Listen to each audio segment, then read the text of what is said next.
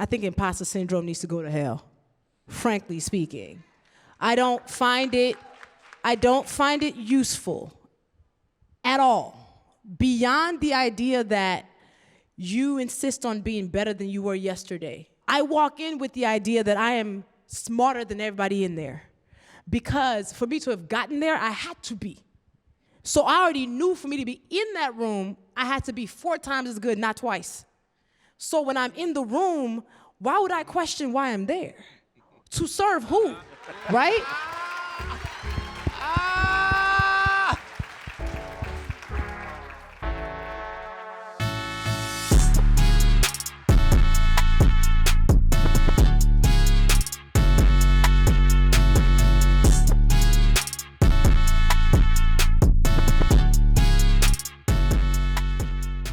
Right now, Bianca and I are so excited to bring something totally new to the ADCOLOR conference. Inspired by the energy of local Black barbershops across the country, the shop is known for creating a space for celebrity guests of all backgrounds to pull up and have an honest, insightful conversation that you won't hear anywhere else. So touch up your makeup, get camera ready for some real, unfiltered shop talk. Here to get us started is none other than the co-founder, co-host, and GM of the shop, Paul Rivera. What's up, ADCOLOR? What's up, what's up, what's up? Let's do it. I'm so excited to be here with you guys at ADCOLOR. Even more excited for this amazing panel we have together. This first gentleman that I'm gonna introduce, you know, it's why representation matters. He doesn't know I was gonna say this, but he was the first guy that I saw that, you know, talked like me and came from where I came from, and, you know, was an executive in marketing, and I was like, holy shit, that's super cool. I didn't even know that was like we could do that thing. And he's been a friend ever since, a mentor, a partner. Please help me welcome Daryl Butler, Vice President of Platforms and Devices at Google. Give it up, give it up.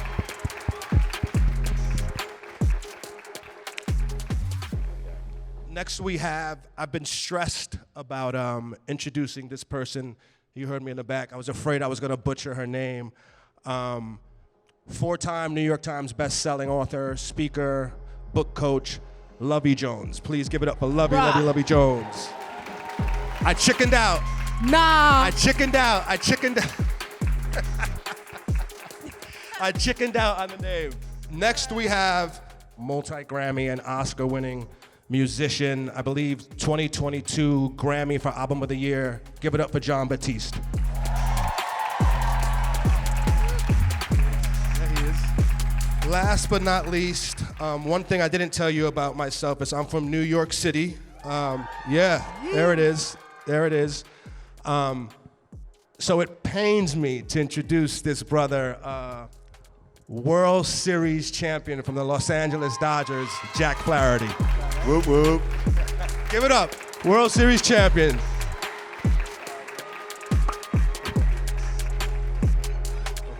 But let's get right into it. I think, DB, I'll start with you. You know, we talk a lot about like trends. When are you creating trends, following trends, tapping into trends? How do you think of trends in your job when you're thinking about marketing strategy for Google? Trends. This is an interesting concept because, you know, you think about things through the lens of the corporate approach, and there are formal ways to actually get to focusing on where we identify what we call trend setters. And then there is, you know, what we identify as trend spotters. And then there's this concept of trend builders, right? If you think about it through the lens of the corporate dance, it is very formalized in the way that you go through that exercise, figuring out where you can tap in. Do you have a purpose? Do you have a reason to be there? That kind of thing. But sometimes it's just about what feels right. And then asking the questions out there in the wild, what I call whisperers, who can actually tell you, this is hot. And you really need to be thinking about this through this lens. Yeah, you know, for me, when it comes to trends and stuff, you understand that trends are gonna come and go. They're always gonna come back around. Things are gonna be in, things are not. But when it comes down to it, at the end of the day, like, it's whatever I feel or whatever, you know, that person is feeling about you know, a certain trend. Because some things, like, they may not be right. They may not be right for me. I think about a quote that the genius Thelonious Monk said. I think about it a lot, which is about genius. He said the genius is the one that's most like themselves. Now, that means you have to really figure out, who am I? What do I actually care about? What's moving me right now in music? What's powerful to me? And then you assess trends once you've already discovered that thing that's internal. It's not external. It's here. Then when you latch onto that, now you look at the trends to see, how do I take this thing that's authentic and honest to me right now and infiltrate the moment? And that's really how I create. So I'm always creating. I don't clock in to make an album or to write a song or write a symphony. I'm always writing. I'm always creating. I'm always recording. And then the project just raises its hand. So that's what the Beethoven Blues Project was. It was something that happened that I'd already been thinking about for years, and then it connected to a moment in my life and the culture. It was a video that went viral. It had 100 million views of an interview that I did playing Beethoven that wasn't even about Beethoven. So then I recorded it in a day and a half at my house, and we turned it around in like 2 months, and it's out today. I love that. Give it up, please. Give it up. It's dope.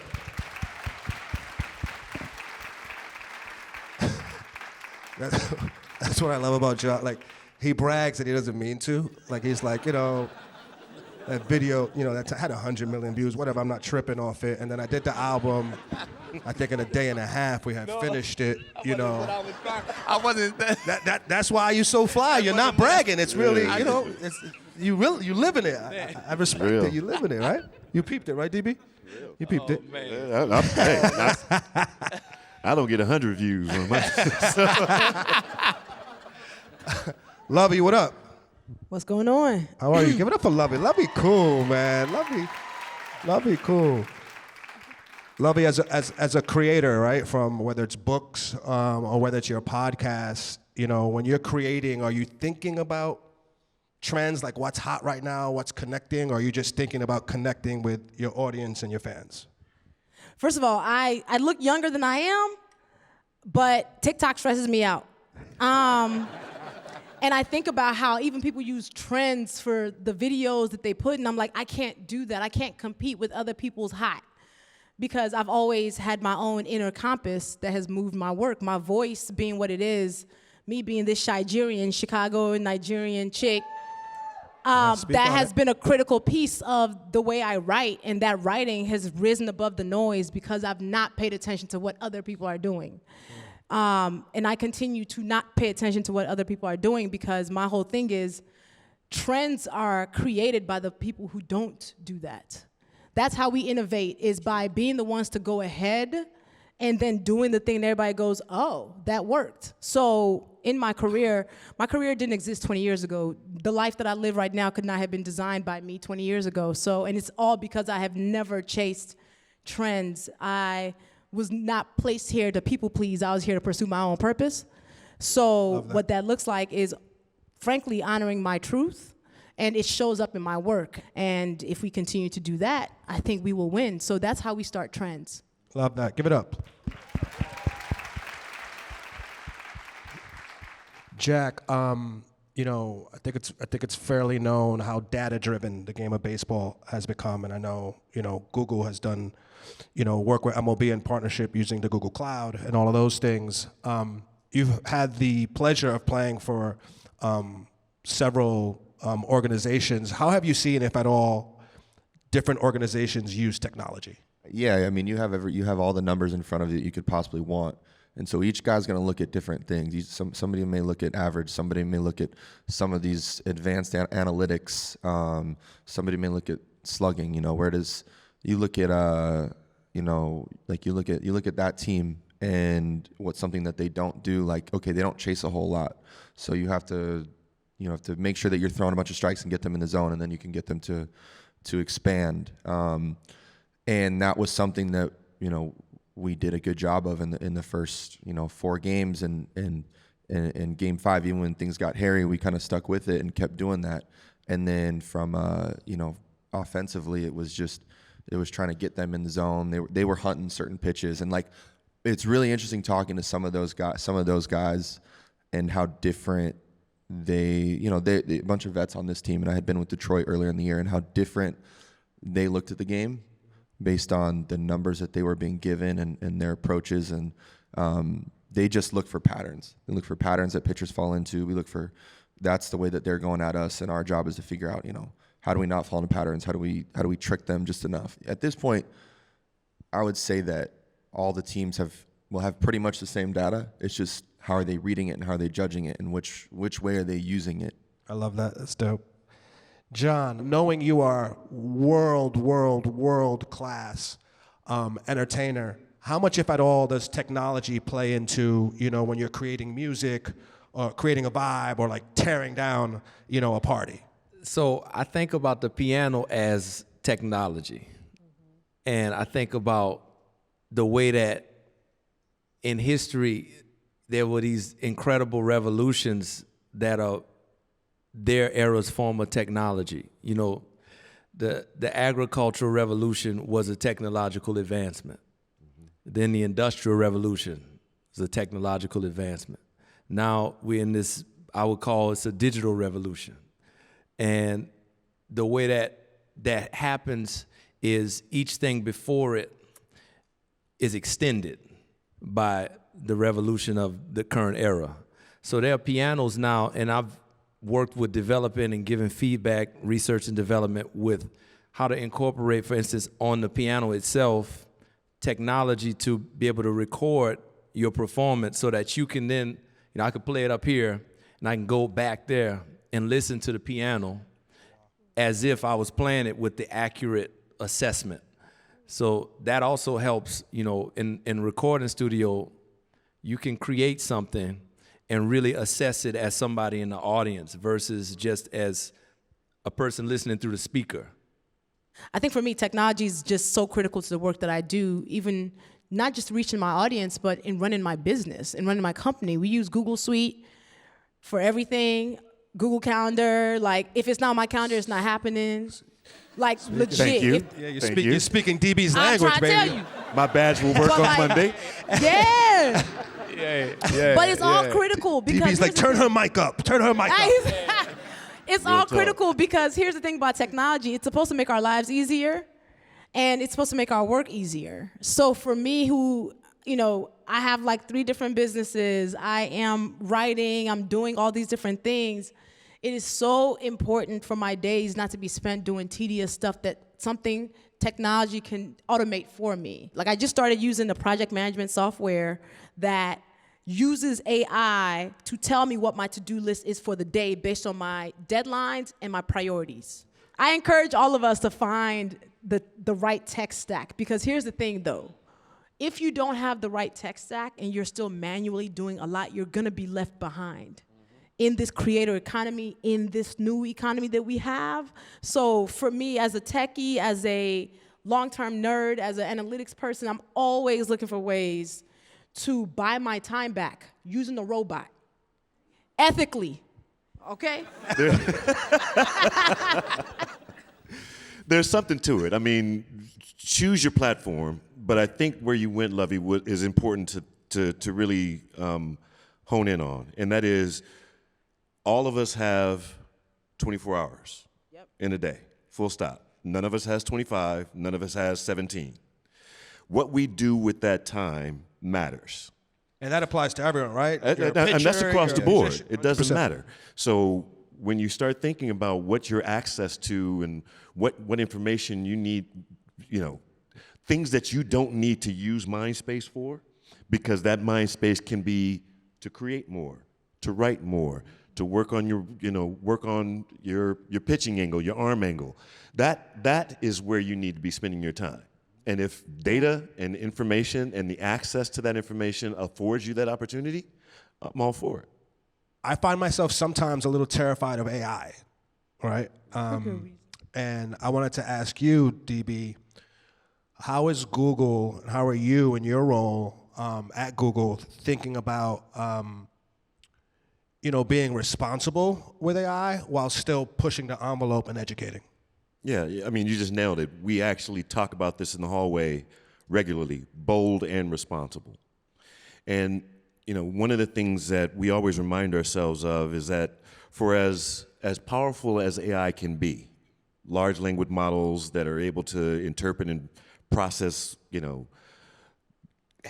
large sums of data quickly, it still starts with a human thought.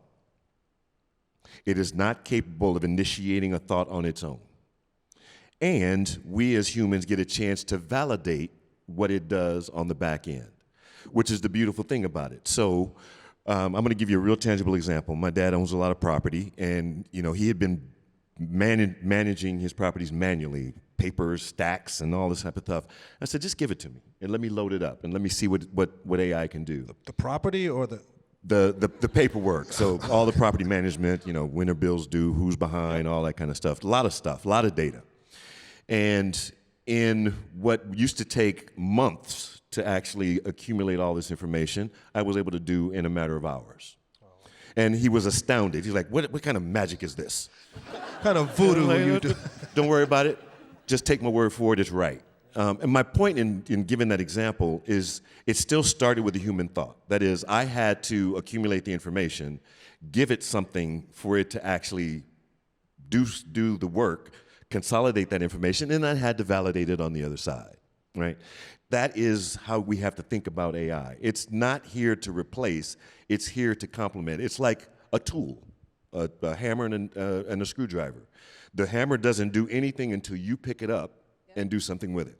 I want to Please, of jump course. in there. There's the shop. We don't got to be polite, cut Bet. people off. I mean, we're not going to do that. But I was actually recently at a conference, and I was speaking with somebody who's like a leading voice in the AI space. And her and I were talking about the different ways in which we use AI in our business. And one of the ways that she showed me that kind of blew me away, not even business, personally, because she deals with a lot of business decisions every day. Y'all know about decision fatigue, right? So she was like, you know what? I know my brain is needed in my business. One way that I trained my AI is to tell me how to dress. So she was like, take a picture of me. So I took a picture of her, I uploaded it to her AI bot, and the prompt that she put was, tell me how I can make this outfit look better. And the AI was like, well, based on the fact that you have on a gray blazer, you have on this, change into these shoes. And she says she uses it every day to even help her get dressed. And then one of the debates that we had was around AI and music and creativity, ways in which people are using AI in unethical ways to create or try to replicate creativity, right? One of the debates that's happening is, could AI write the perfect song? And the prevailing thought is, it cannot, because AI has not actually felt feelings. Right. It cannot tell you really about heartbreak besides what it learns on Google. Yeah, that's your right? point. Yeah. To my point. So, right, on what it learned. So the idea of using AI, and AI is ultimately, like every robot, like every technology, it is only as ethical as the programmers, as the people who are using it. So there's, of course, ways to weaponize it, but when you stand in integrity and use AI, it can be to your benefit. Now, when you treat it like a cartoon villain, you can use it to ruin the world. Yeah. So I think it is up to us to find ways to be ethical in our use of AI. Woo! How do we utilize this technology with integrity, particularly for those who are no longer with us? Because you can't copyright or own the essence of somebody's soul. Ooh. But if the technology can afford you the opportunity to evoke someone's soul, and creative license is using the technology to manifest a vision that you have, then is that out of integrity? Is that outside of what you should be able to do with it? Now, that's one thing I think about. The other thing I think about is never in the history of humanity have we ever even had the opportunity, let alone the proposition of processing so much information collectively so fast. Our days were limited to the basics of taking care of family, feeding family, taking care of your community or your tribe or your village or wherever you. Then it expanded. and the television allow for us to be able to see, or the radio to hear and see what's happening in another part of the world. But to be able to have something that is in the collective consciousness that we're feeding and also responding to in real time that maximizes our efficiency and ability to scale times a million, a metric that it's incalculable and is growing every day. I'm more concerned with, are we able to keep up with all of the decisions and the ramifications of what that is going to lay forward for generations to come? Are we able to, certainly we will, because the genie is out of the bottle. So I'm not a Luddite or suggesting that we should go backwards or ignore it or not try to develop it as quickly as possible. But there are some more ethical and philosophical questions that I don't hear enough conversation about.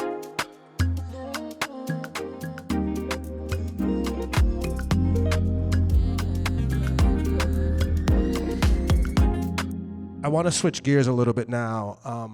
I'll share a little bit of a personal story.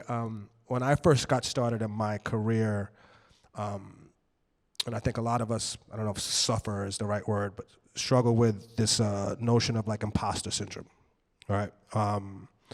And I would be in these, I found myself lucky to be in these big rooms, the same rooms you're in, right? Whether it was at Nike with Phil Knight or at Beats by Dre with Jimmy Iovine and Dr. Dre, or at Coca-Cola, right, with the CMO Coca-Cola, and you start to look around the room and no one looks like you, right? And you're like, oh man, like, it's easy to become a little self-conscious of like, do I belong in this room? One of the things I've always, and I think I've said this to you before, one of the things I've always respected about you is that for better or for worse, Daryl Butler is gonna be Daryl Butler, whether we are talking in the back, whether you're in a boardroom, whether you're presenting. How do you, maybe toe the line's the wrong phrase or statement, but how do you take on that responsibility of showing up as yourself, right? But still playing, in the corporate world that, we work in, but not forgetting about the responsibility you have to speak up for the things you feel are right and the people you represent and the culture you represent? Yeah, we talk about it a lot, and a few folks that are in the room that have matriculated the same hallways, even here at Google or in previous worlds, can probably appreciate this, and that is we have to be capable of reading the room, right? Reading the room is almost like essential to how you represent. Now, I can't change the way I look. I'm always going to be black. I'm always going to be tall. I'm always going to have a deep voice. Full stop. That's that. What I can rest on when I leave and put my badge down is I've been my whole self all day long. And I don't put on a veil, I don't take a veil off, no matter what room I'm in, right? That's how representation really shows up. Yes, it could be about numbers, and then usually I'm one of the only, if not the only, black person in a lot of the rooms that I'm in, and there's a few of us out here that can appreciate that. But that's the value, and that's what I've decided to own, is that I'm going to give you a unique perspective that won't be consistent with all the rest of the perspective in the room. And it's going to be well thought out, and that's where I'm going to read the room and understand how to present that perspective in a way that folks in that room can understand. The imposter syndrome of it all, which shout out to you for being able to show up in the room as you. I think that really is revolutionary for us to do that, and I'm a firm believer of that too. I think imposter syndrome needs to go to hell, frankly speaking.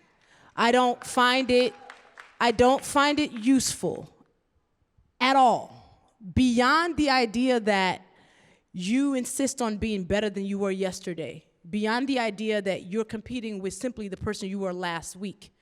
Imposter syndrome has just mainly been used as a way to have us questioning what we know to be true, what we know our confidence is, and what we know our value is.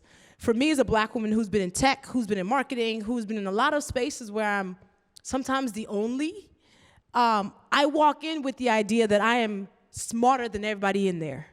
Because for me to have gotten there, I had to be. So I already knew for me to be in that room, I had to be 4 times as good, not twice. So when I'm in the room, why would I question why I'm there? To serve who, right?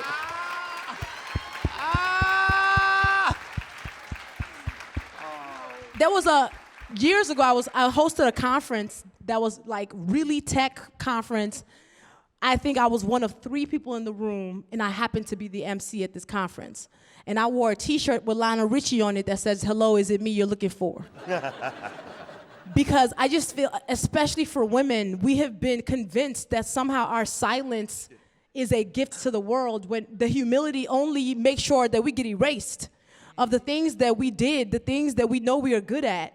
And for me, as I show up in any room, if I am like, oh, they tell me it's business casual, I have no problem dressing like I own a boat and yacht. I ain't got no problem to be in a double-breasted suit, no problem. But there are times when I will show up in a room in my Jordans and a sweatshirt with grills on it, just to show you that no matter what package I show up in, I'm still gonna be excellent regardless, right? So for me, the whole imposter syndrome, and definitely the state of the country that we live in should tell you right now, imposter syndrome does not serve you. I love that. I love that. I love that. You know, it's easy, right? Like the world's a little crazy to say the least these days, and it can be a little scary.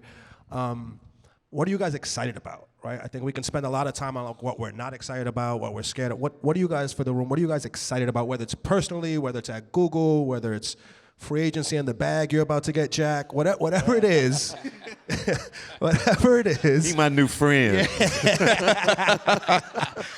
Whatever it is, just for the room, what are you guys excited about? Actually, I mean, I think there's a lot to be excited about. Despite the noise in the system, what we have an opportunity to do is use the noise to our advantage. This is where we're going to just really demonstrate who we are as a people, who we are as individuals, right? Are we going to be the folks that are going to stand, or are we going to be the folks that are going to cower? Are we going to have an opinion, and are we going to state our opinions, or are we going to shut it down and hide for the next few years? And no, I mean, this is an opportunity.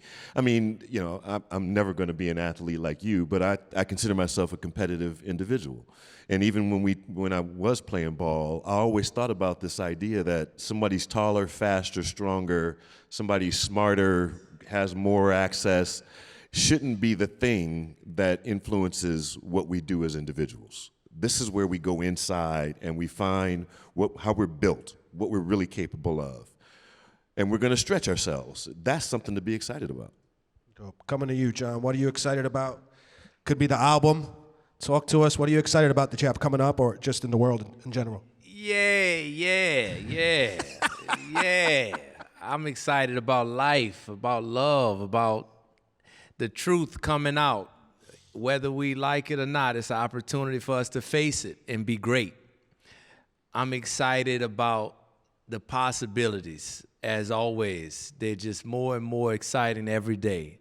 I love you even if I don't know you. Thank you. Jack, coming to you. What are you excited about? You know, for me, it's about continuing to prove like myself right in the things that I believe about myself and the things that I believe about my career or who I am and whatnot. You know, it feels like there was a narrative out there that was going on that I wasn't the best teammate and this and that, and it made me question things. But everywhere I go, the guys over there, you know, they get surprised. They're like, oh, okay, like you're better than we thought. Like we don't like facing you because, you know, you're an asshole out there. Like whatever it is. Like that's just how I have to play. But for me, there's so many more, you know, people want to say what they got to say and whatnot, but it's about proving myself right and the people around me that believe in me and love me and care about me. It's all about that. It's not about proving anybody wrong. It's proving myself right. Love it. Give it up. Luvvie, bring us home. Luvvie, bring us home. What are you excited about? So I think about the Toni Morrison quote, "In times of dread, artists go to work."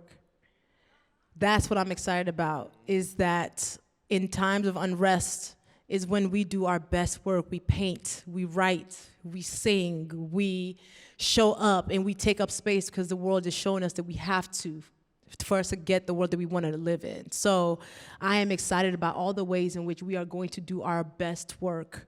after we get some rest.